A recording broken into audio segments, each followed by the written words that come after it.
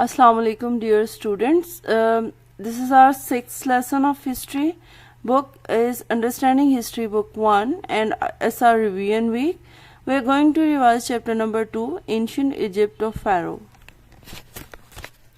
Learning objectives are, by the end of lesson, students will revise the topic and subtopics of Ancient Egypt of Pharaoh. Subtopics which we are going to revise are the importance of River Nile, administration under the Pharaoh, hieroglyphs, the symbols, the pyramids, and pages which we are going to revise from 6 to 9. So let's revise our topic. Nearly 5,000 years ago, an ancient civilization, a very old civilization, existed along the river Nile in Egypt, just as the Indus Valley civilization existed around the river Indus. So a very old civilization existed, and we already know that most of the civilization grew along the rivers near the water. The river Nile is nearly 4,000 miles long and is the longest river in the world. So River Nile is the longest river of the world. The White Nile rises from Lake Tanganyika in Southeast Africa and runs south to north through Tanzania, Uganda, and Sudan, where it is joined by Blue Nile, which rises from Lake Tana in Ethiopia. So, River Nile has two parts, White Nile and Blue Nile. The delta of Nile is on Mediterranean Sea. It means river fall into Mediterranean Sea. The Nile is flanked by deserts on both east and west in the north, and there are forests, grasslands, and highlands in the south. Here you can see a map, the Nile Valley.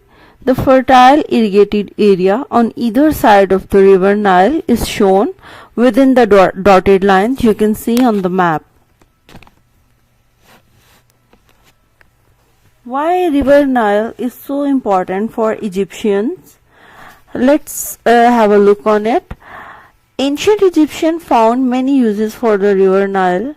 When spring came around, the water ran down the mountains and flooded Nile and surrounding areas, and when it receded, it left fertile soil on the banks where the ancient Egyptians grew crops.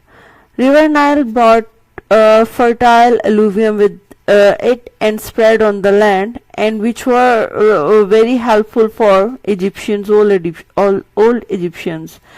The river also provided them with fresh water for drinking and bathing, and it was also used for transportation and goods, making trade flourish. Along the shore of the Nile grew a reed-like plant called papyrus, which was used for making paper. The river banks provided materials for building. Cotton and flax were grown for cotton fabric and linen. The people enjoyed a prosperous lifestyle because of the Nile. Egyptians were mostly priests, scribes, craftsmen, and farmers. Even today, the best cotton is cultivated in the valley of Nile.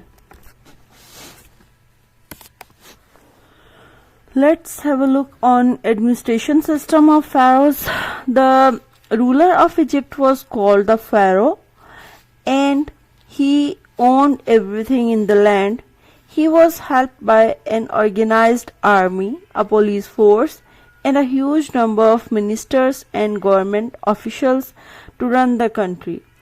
The Pharaoh had a vizier or prime minister who reported to him daily on what was happening all over Egypt. The vizier was also the chief justice, and people came to him if the lower courts could not handle their problems fairly. The system of government carried on successfully for hundreds of years, but we also hear of cruel and harsh rulers among them. On your screen, you're watching statues of Ramesses II and other pharaohs at the temple of Abu Simbel. The ancient Egyptians were polytheists, worshipping many gods. Poly mean many, theist believers. They had nearly 2,000 gods and goddesses who usually had animal heads. Temples were built to worship them, and the space was used for other purposes too, such as school for children and for gatherings and festivals by the people. You can say that temples were a community center on that time.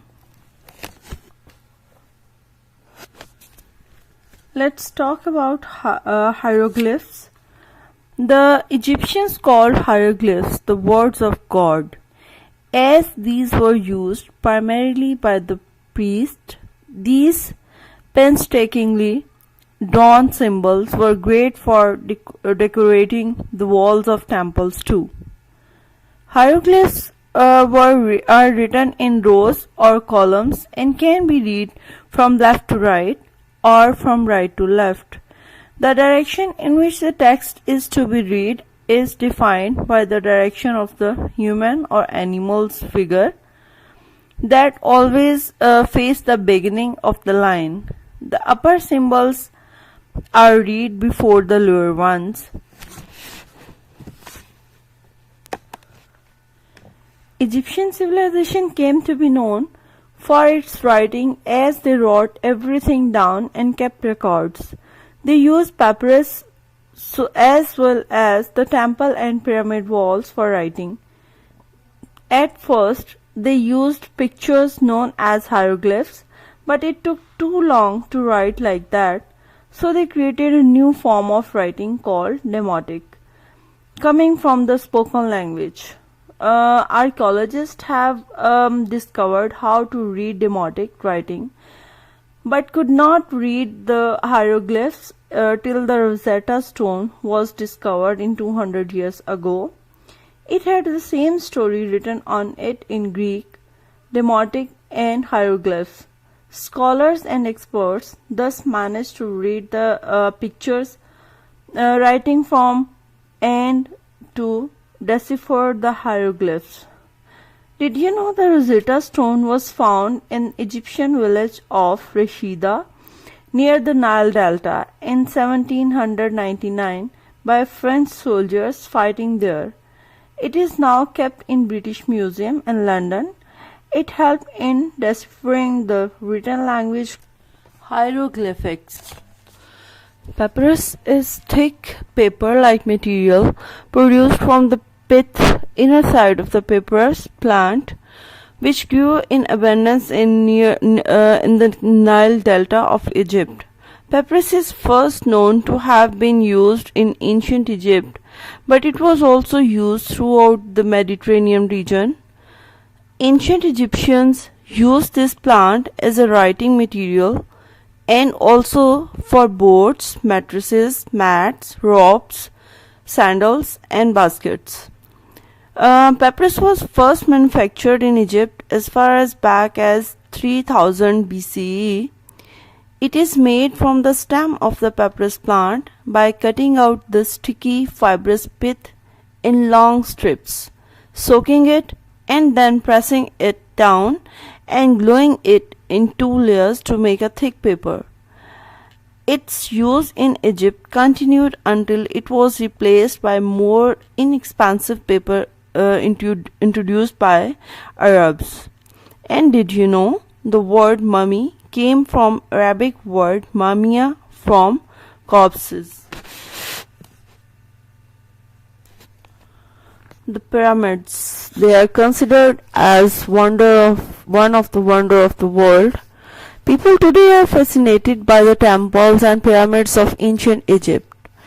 The sheer size and the precision of their construction is amazing, especially because they were built at a time when people did not have the machines as we have now to help in completing the buildings. As we are having skyscrapers and we get help from heavy machinery, but they were not having, and they constructed the pyramids.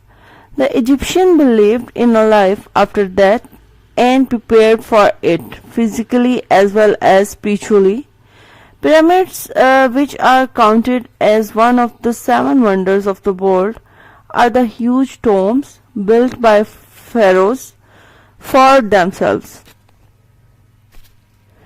The Egyptians used the art of mummification for their dead. The bodies were carefully wrapped up in cloth bandages to preserve them. The huge tombs also carried goods including grains and honey, which they might need in afterlife. They also made models of objects of everyday life to bury with them, such as toys, clothing, and jewelry. The pharaohs and their relatives were the best preserved, and the most famous mummies are those of pharaohs Tutankhamun, Seti I, and Ramesses II. The picture which you are watching on your screens is Khafre pyramid is guarded by a sphinx, a mythical creature with a lion's body and a large human head, carved from a mound of natural rock at Giza. On your screens you are watching Egyptian system of counting. How they count? The Egyptian invented the decimal system of counting. They used 7 different symbols. 1 was represented by a single stroke. 10 was shown by drawing 1 hobble. 100 was shown by drawing 1 coil of rope. 1000 was represented by drawing of 1 lotus plant. 10,000 was shown as 1 finger. 1 lakh or 100,000 was represented by drawing of 1 frog. A hieroglyphic image of 6 frogs in a row would mean 600,000, and 100,000 was represented by the figure of God with raised arms.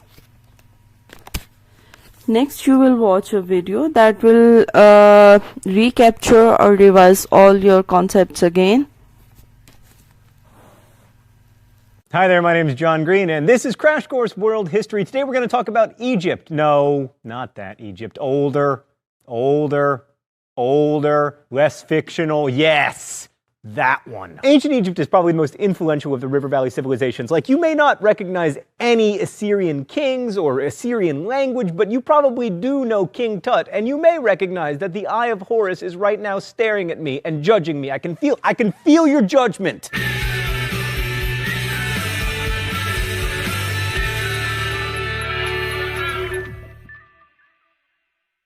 When we think of ancient civilizations, we think of Egypt. There are a few reasons for this, like the fact that the pyramids are the last man standing among the 7 ancient wonders of the world. But more importantly, ancient Egyptian civilization lasted from 3000 BCE to 332 BCE. That's a period that historians call a long-ass time. And I will remind you, it is not cursing if I'm talking about donkeys. So there are many approaches to the study of history. You can view history as a millennia-long conversation about philosophy, or as clashes between great men, or you can see history through the lens of traditionally neglected populations like women, or indigenous peoples, or slaves. And we're going to try to take many approaches to our study of history during Crash Course. Discussing agriculture and early River Valley civilizations, we've been approaching history through the lens of resource distribution and geography. And just as the violent and capricious Tigris and Euphrates rivers shaped the worldview of early Mesopotamians, the Nile shaped the worldview of the Egyptians. Let's go to the thought bubble. The Nile was regular, navigable, and benign, making for one of the safest and richest agricultural areas in the world. Each summer, the river flooded the fields at precisely the right time, leaving behind nutrient-rich silt for planting season. Planting was so easy that Egyptians just tossed seeds around the silty earth and then let their cattle or pigs walk on it to press the seeds into the ground, and then boom, grain and figs and wheat and pomegranates and melons and joy. Unlike most River Valley civilizations, Egyptian communities existed only along the Nile. which was navigable enough to get valuable resources downstream from timber to gold, which the Egyptians considered the divine metal, thereby introducing an idea that would eventually culminate in Mr. T. The Nile was also easily tamed. While other river valley civilizations needed complicated and labor-intensive hydraulic engineering projects to irrigate crops, the Nile was so chill that Egyptians could use a simple form of water management called basin irrigation, in which farmers used floodwaters to fill earthen basins and canals for irrigation. In short, the awesomeness of the Nile meant Egyptians could create big food surpluses with relatively little work, allowing time and energy for some pretty impressive projects. Also, the Nile may help explain ancient Egypt's general optimism, this gloomy, dark place. Egyptians were often buried with things that were useful and pleasurable to them in life, because the afterlife was seen as a continuation of this life, which, at least if you lived along the Nile, wasn't half bad. Thanks, Thought Bubble. And now, my dear pupils, I shall terrorize you with the oppression of dates. No, dates. Yes, thank you. Historians have divided Egyptian history into three broad categories, each with their own numbered dynasties. But only hardcore Egyptologists know the dynasties, and we're not trying to become hardcore Egyptologists. The Old Kingdom lasted from 2649 to 2152, the Middle Kingdom from 2040 to 1640, and the New Kingdom, so-called because it is only 3,000 years old, lasted from 1550 to 1070 BCE. In between, you have a couple so-called intermediate periods. Okay, Old Kingdom. This was really the glory age of ancient Egypt, when you got all the stuff that would later make Indiana Jones possible, like the pyramids at Giza and the Sun King Ra and the idea of divine kingship. The king, or pharaoh, was either a god or very close to a god, which seems like a good gig, except that it meant he wasn't expected to act like a person, he was expected to act like a god, which in ancient Egypt means acting like the Nile. Calm, cool, benevolent. There's no fun in that. And then, of course, there are the pyramids, which, aside from remaining impressive to behold, represent a remarkable degree of political and social control over the population, because it is not easy to convince people to devote their lives to building a sarcophagus for someone else. The most famous pyramids were built between 2575 and 2465 BCE. The one with the Sphinx was built for Khephren. The largest, the Great Pyramid, was built for the pharaoh Khufu. The pyramids were built partly by peasants who were required by Egyptian law to work for the government a certain number of months per year, and partly by slaves, but not by Moses and the Jews, who showed up on the scene long before the pyramids were ever even a twinkle in Khufu's eye. This leads to an overwhelming question. Why? Why, in the sweet name of Ra, would anyone ever build such a thing? Well, let's start with Ra. So Ra started out as a regional god reigning over Heliopolis, but he eventually became really central to the entire pantheon of gods in ancient Egypt. He was the god of the sun, but also the god of creation. And the thinking was that if humans did their jobs, then the pantheon of gods would maintain cosmic order. And since the pharaohs became gods upon their death, it made sense to please them, even unto pyramids. Egyptian popular religion also embraced the belief in amulets and magic and divination, and the belief that certain animals, especially cats, had divine power. And yes, I did bring that up just so I could lolcat. Old Kingdom Egypt was also remarkably literate. They had two forms of writing, hieroglyphics for sacred writing, and then demotic script for recording contracts and agreements and other boring stuff. The last thing I want to say about Old Kingdom Egypt, it was ridiculously rich. But then, around 2250 BCE, there were a series of droughts and pharaohs started fighting over who should have power, and we had an intermediate period. So at the end of revision of this lesson, here's your assignment. Question number 1. How was the river Nile useful for the people of Egypt? Question number 2. What is papyrus and what is it made from?